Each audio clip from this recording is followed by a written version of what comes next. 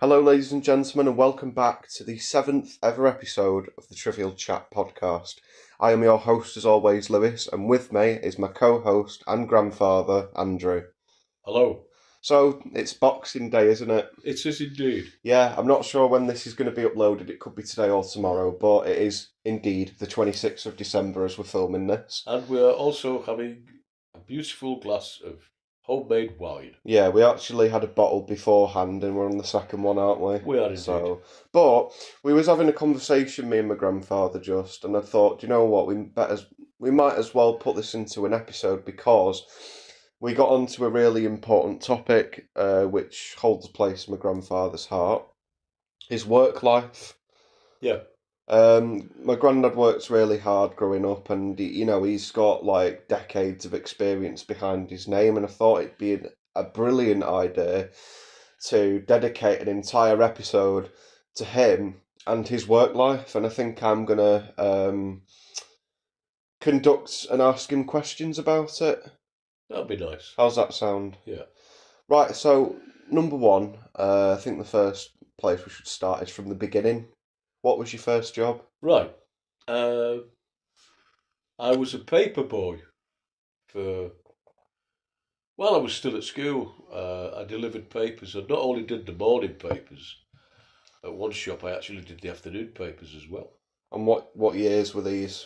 Oh, you're going back a long time. It was when I was in my teens. Yeah, I think I was 11 years old when I first started delivering papers. yeah. You were supposed to be 13, but I was a big 11-year-old. Yeah. And I managed to get away with it. During that time, I also picked potatoes in the summer. Yeah. The end of Where the did you do that? Kelsall's Fields, and Kelsall's Fields ended up being part of the school, which I eventually attended.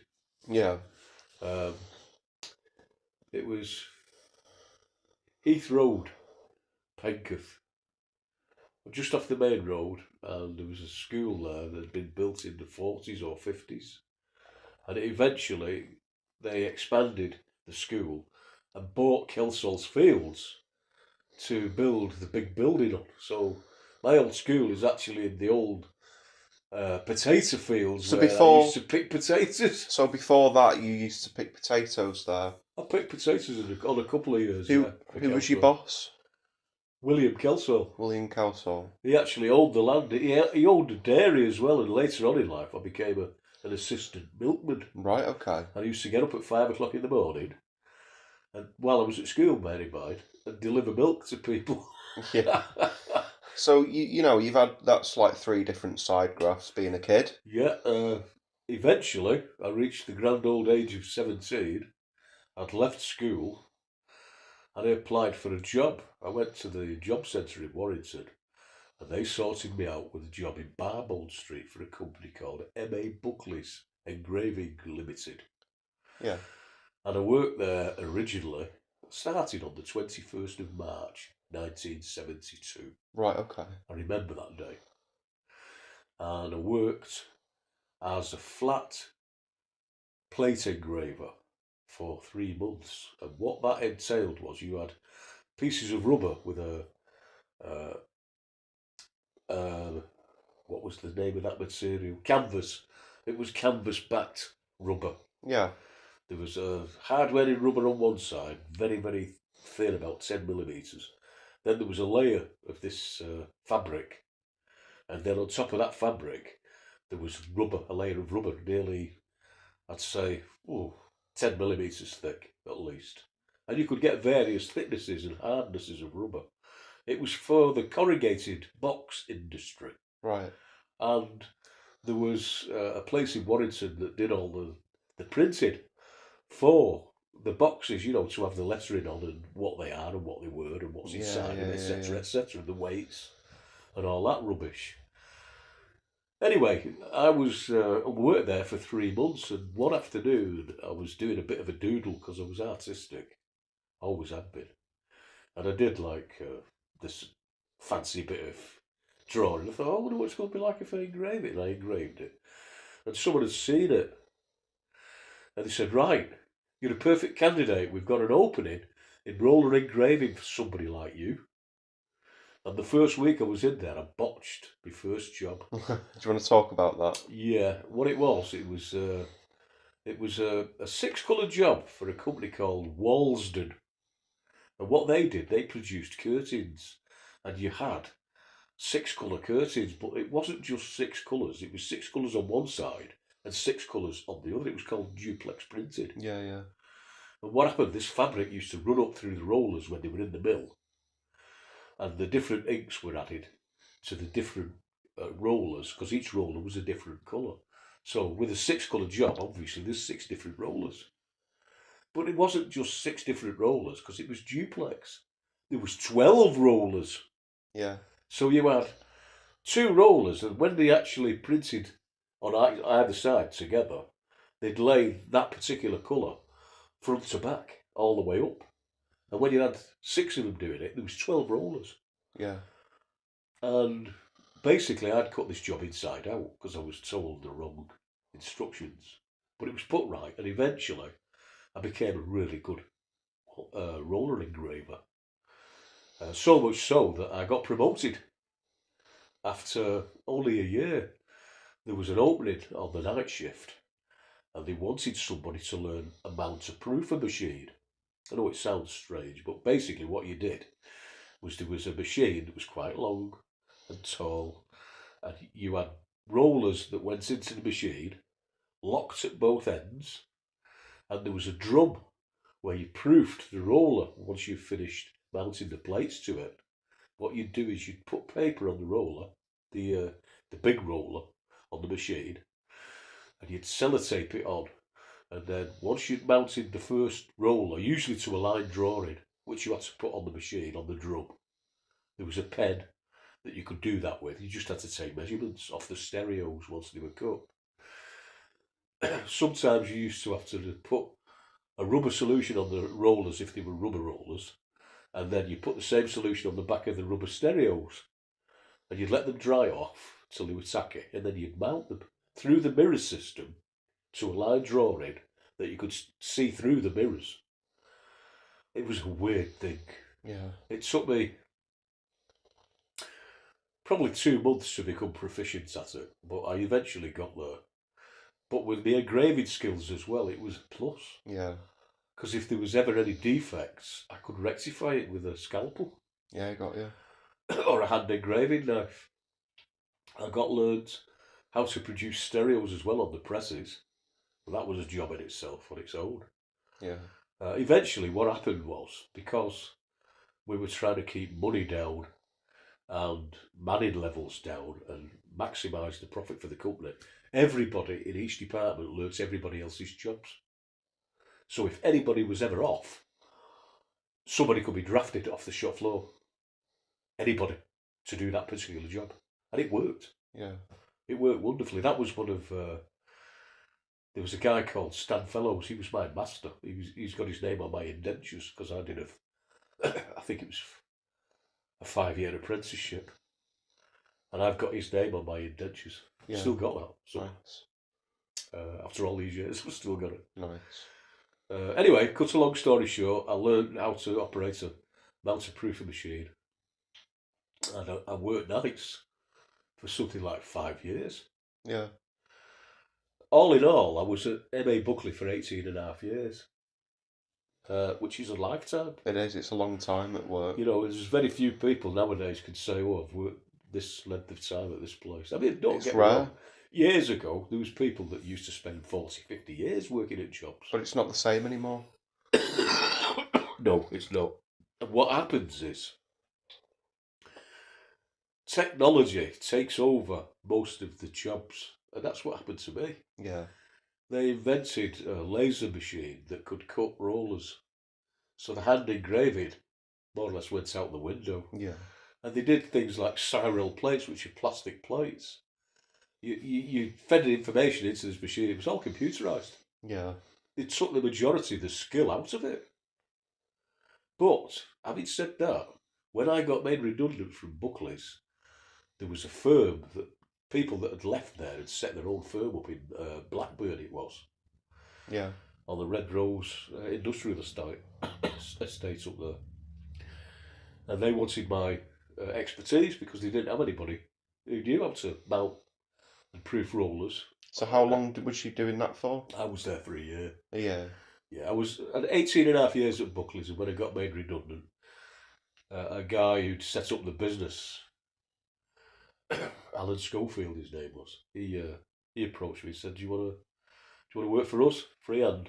We're not employing you as such, as part of the firm, but we will use you as a member that we can go to. Yeah, I needed to work. I had a family to feed. So how did that work? So you wasn't employed, but they had you? I was employed, but it was I was self-employed. They made me go self-employed, thinking that they'd, get away with it, but they didn't get away with it. Right. The tax people had them at the end of it. Yeah. Because they said to me, well, you say you're self-employed, but you, according to our records, you worked there for a year. Did you work for anybody else? And I said, no. I said, well, you're not self-employed then. And they clobbered them for the tax that they were going to clobber me for. Did you get in trouble? I got away with the tax bill. I got away with a massive tax bill. The only thing that pissed me off and really annoyed me, pardon my French. No, it's all right, carry on. Was the fact that I didn't get paid for my Christmas holidays. And I had young children. And I thought that was... He never tipped his hand at all. It's a bit tight, isn't it? It was very tight. Yeah. I understand that he was running a business and that he wasn't in the love of, you're in business to make money. I get that. I know, yeah. But there's ways and means of doing it. When I worked at M.A. Buckley's, people could call Maurice Buckley all they want, but he was brilliant for me. I never had a bad word to say about him. So far we've discussed, you started with your paper deliveries. Yeah, I did. You did your milk deliveries. Oh, there was one thing I've not told you about. 1 second. You picked potatoes. Yeah. And then obviously you spent 18 and a half years in the job that you did. And then after that you spent a year kind of in the same kind of field in a different place. Yeah, eventually what happened after I'd left Alan's establishment. This is after the 1 year. Yeah. Yeah. I got a job at the tannery. Right. And I was working at the tannery for 5 years. Right, okay. Hardest job I've ever done. What years were these? This was just before 2000. Right, okay. In the December, I landed a job at the tannery, the local tannery. Yeah. Well, it was local to me then, I was living in Latchford. So what did that... The tannery was in Latchford. What did that entail for you? Well, I had to trim leather hides. And I had previous expertise with a knife anyway, so it wasn't a problem to me. Yeah. I picked it up very, very quickly. And I learned how to trim cowhides and how to process them through a shaving machine. And basically, they were doing the same thing there. They were different teams. I was part of a team. We did different things during the day. They wanted everybody to know everyone else's skills as well. Yeah. But they actually got bought by the Americans. Yeah. And the whole operation got moved to Brazil. Where the cows were. Yeah. So they were going from, they butcher the cows for the meat, process the meat, and the skins and everything else would go to different locations. One of which was the tannery that used to operate in Latchford. Yeah. They moved the whole shop over there. Right. So what happened after that, them 5 years? Well, after them 5 years, I became, I looked after you. Yeah. Basically, your mum got me out of work to look after you. And that was kind of like your career, your work life over? That was more or less my work life over. So how many years did that, is that a culmination of? Is that 24 years work? It's probably more than that. 25, 26? Including you? I worked... There's one thing I've not mentioned yet. I actually went abroad with my job. Oh, yeah. Do you want to talk about that? Yeah. When I was in my second year of apprenticeship, there was a This guy is back in the called 70s. Jeff Thames, I think his name Back was. in the 70s, this, yeah? Yeah. This was 1974 Right. that this happened. Okay. And I'd started in 72. Yeah, So yeah. work it out. So we're going back to that point, yeah. Yeah.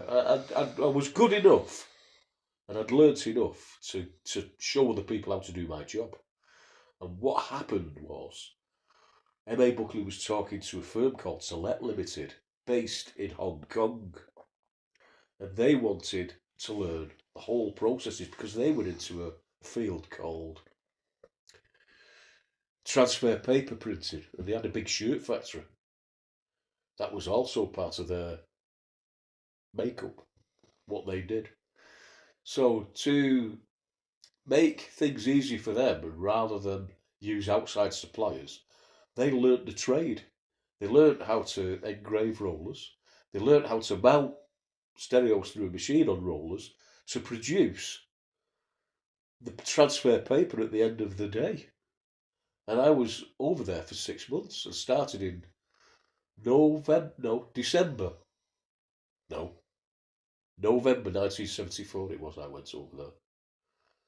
I went to Orly Airport and I stayed the night in Orly Airport and caught my connecting flight to Hong Kong the following day. Yeah. We visited, I was 17 and a half hours in the air. We visited 6 or 7 different airports on the way. And one of them stands out from all the rest. It was Bombay. They opened the doors and all we got was the smell of feces, crap. It was horrible. But it was a refueling flight. Anyway, we landed in, we stopped, the next stop was Thailand and then it was Hong Kong. We came into Kai Tak Airport, which was really scary. We're no longer there, by the way. But we came through skyscrapers to land on this strip, and it was terrifying. Bloody hell. Yeah, it was. What they did in the end, the Chinese, they had, it was 3 islands. They took everyone off the islands, bulldozed them, and built another airway, which is still operational to this day. Yeah. I actually watched a programme on it, how they did it. It was amazing. Yeah. But yeah, Kai Tak Airport was scary. Can you imagine? Taking off was just as bad as landing because you had to go through the skyscrapers again. Yeah. You got the feeling that if there was a hurricane or a typhoon, which is what they call hurricanes, well, air traffic's grounded anyway, but you wouldn't have made it through. No. No way. Even on a stormy night, you wouldn't have made it. So you were there for 6. You were there for 6 months. I was there for 6 months, and their week was a 6-day working week. Right. And I was very fortunate. I was getting paid a wage over here in good old Blighty, England. I was getting paid a wage in China, Kowloon. I was actually based on Kowloon, not on the island, but across from it. A place called the YMCA Hotel in Waterloo Road. Yeah. I worked at a place called Wang Lung Street. Yeah. And it was 4 floors up. We had to have. They had these pads that were earthquake proof, and all the machines had to be mounted on these pads. Right. Because it was heavy duty operation. Yeah. And the whole building shook at times. Bloody hell. And the fine instrumentation and machinery that they had to be on these pads. Yeah. To Did you ever experience nullify that result? Did you ever experience that? We had a really bad typhoon blow through while I was there. And I was in a place called the Waltzing Matilda Inn. Right. And I was trapped in there for 3 days. And the guy called George, who owned it, said, right, everybody, we're all in this together. Don't abuse my hospitality, but it's there for you. Yeah. I actually put my hand in my pocket and treated him before I left. That's nice. He kept me going for he didn't have to. Yeah. But I really went off a product called, oh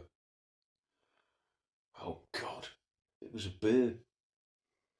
They actually had a brewery on the island. It was always green beer. It was they all served it before it was ready.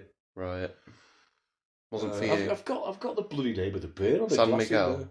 San Miguel Lager. Thank you. Right, it's okay. San Miguel Lager. They had a San Miguel brewery in Right. Kowloon. And it was all right once you got used to it, but by God, I used to have a terrible headache getting used to it. Yeah. Green beer, I know it has. What was the most memorable? What's the biggest memory you've got from working them 6 months? Well, What's big call out to the lads who I used to work with. I trained a team of lads during my stay there. Started off as 5 and ended up as 7. Yeah, And these lads took me all around Hong Kong. On the only day off we had was a Sunday. And I was interested in wildlife, so they showed me the islands. yeah. I went through. I've got photographs of some of them. Yeah, you do. I saw I've the seen. building with 1,000 Buddhas in it. Yeah, I saw temples with huge lakes on the outside where they grew sacred lotus. yeah. There was the best one was a tangerine grove on one of the islands which I visited, and I found this fly. It was dead. Yeah, It was on one of the twigs, and it had green spotted orange wings on it, and an orange head with an upturned nose. right, okay. It looked really weird. That is interesting. Really, and I had that for a while till it fell apart. Yeah. But all this happened in 1974. You know, it's a long time. Isn't Yeah, yeah. it? Yeah, it fell apart last week, didn't it? No, it fell apart years ago. No. Yeah. The people I work with were really keen table tennis players, Right. and they taught me how to play table tennis. Were you good? I wouldn't say I was good, but I was better than what I was when I was here. But at the end, you were. I was reasonable. Yeah. I won 1 or 2 games, and I lost 1 or 2 games. I wouldn't say it was good, Did you ever see some but intense? it was very enjoyable. Did you ever see some intense matches of that? Oh, watch 1 or 2 scraps.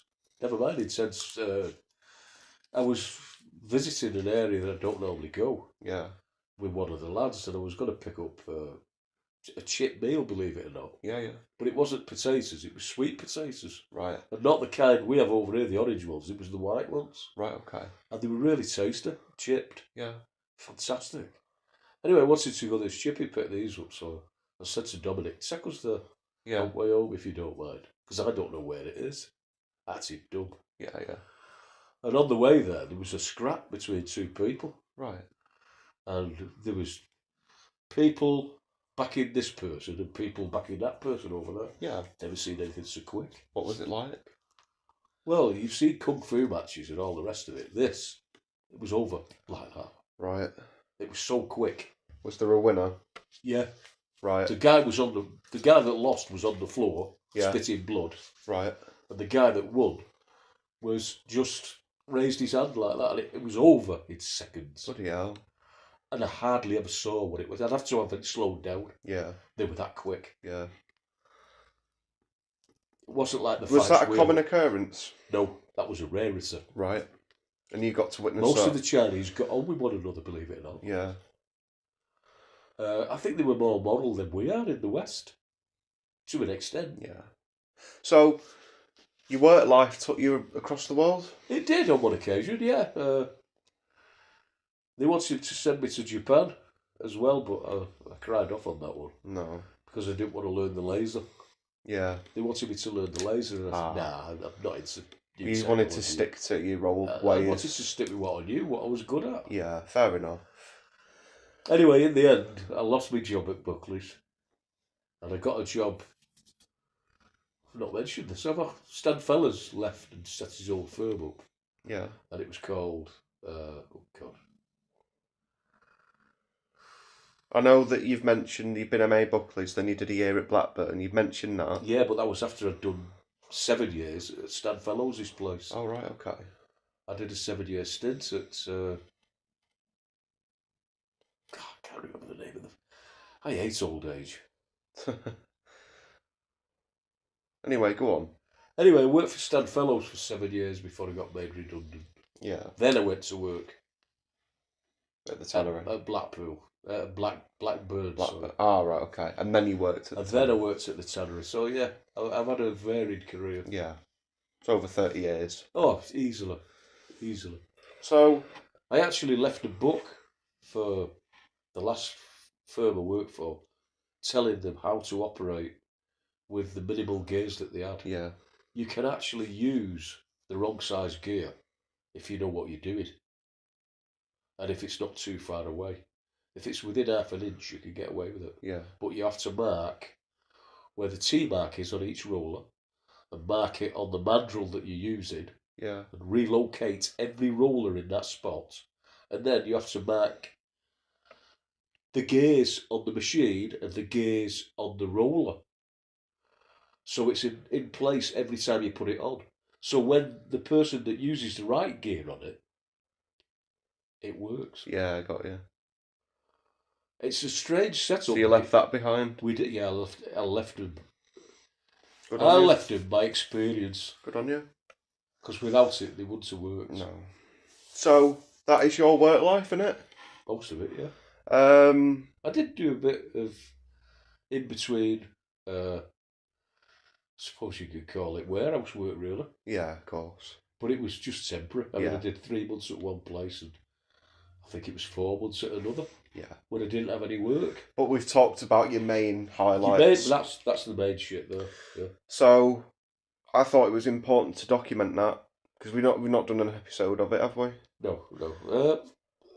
It was good working at M.A. Buckley's. I enjoyed it, but there was a character who was my main boss who I never got on with at all. And Yeah. I did try. Yeah, I know. And every time I wanted to leave, I used to look at a picture of my kids that I'd hung up on my section of the shop floor where I worked. Yeah. And he used to shake my head and said, "No, can't be today. I've got to go through it. Just bite my lip and get on with it." Yeah. I know you can't get on with everybody, but he was hard work. Yeah. He was. And I wished him a lot of bad things happened to him. But when they did, the only thing I felt was sorrow for him. I just felt pity for him. I thought, you poor bastard. Yeah. Because of how you were, this has happened to you. Anyway, that's another story of what we won't talk about. For any viewers listening, have you got any advice from them about working? Maybe. Yeah, I have. The most fun I ever got out to work was being able to engrave a roller. I threw 110% effort into it because when I first started, I wasn't very good. But I really put my effort in and I learned everything I could from various people who I worked with. Different techniques of how to hold a knife, how often to change a blade, how to differentiate colour patterns and separate rollers from the main pattern. I even learned how to operate a brand new system that put down rollers for carpet. We printed some. This is one of them, believe it or not. This carpet we stood on here. If you look at the label underneath it, you'll see Donegal Carpets Island. But staying on topic, like I said, have you got any advice for people listening? Enjoy what you do. The kickback from it's massive. Right. Knowing that you've done a good job, you cannot beat that. What about advice on people who are going through a job they're not enjoying? Try and make it so you do enjoy it. There was aspects of the job I didn't enjoy. Printing rollers down was one. But I learned the hard way because nobody else wanted to do it either. Yeah. And I got engrossed in it and I found a way to make it work for me. Yeah. Everybody had different techniques and I sorted my own technique out and it worked. So you just got to find things for you. You just got to persevere with things and put 110% effort in and eventually you'll get to where you're going. Yeah. And that doesn't just apply to the printing industry, that applies to any job. Yeah. I think try and enjoy it. I think there may be some viewers that may listen to this one day and take some advice on board from you. You know? There were lots of aspects of the printing trade which I did not enjoy at all. But I made myself master the techniques. And once the job becomes the way that you don't have to think about what you're doing and still get it right, that's a massive plus. Yeah. And you can only get that from one thing and one thing only: practice. Practice makes practice, and that's where your expertise comes from. Yeah. The duration of the job that you do. Yeah, it's all to do with practice, repeating the thing, getting it right. Right. So there we go. We've discussed. There you go. I've bored you enough now. Sure. No, we've discussed the big career, well, the big, you know, your life's work there basically in a half an hour episode, and I think it was important to do that. Is there any final words for Yeah, you. yeah.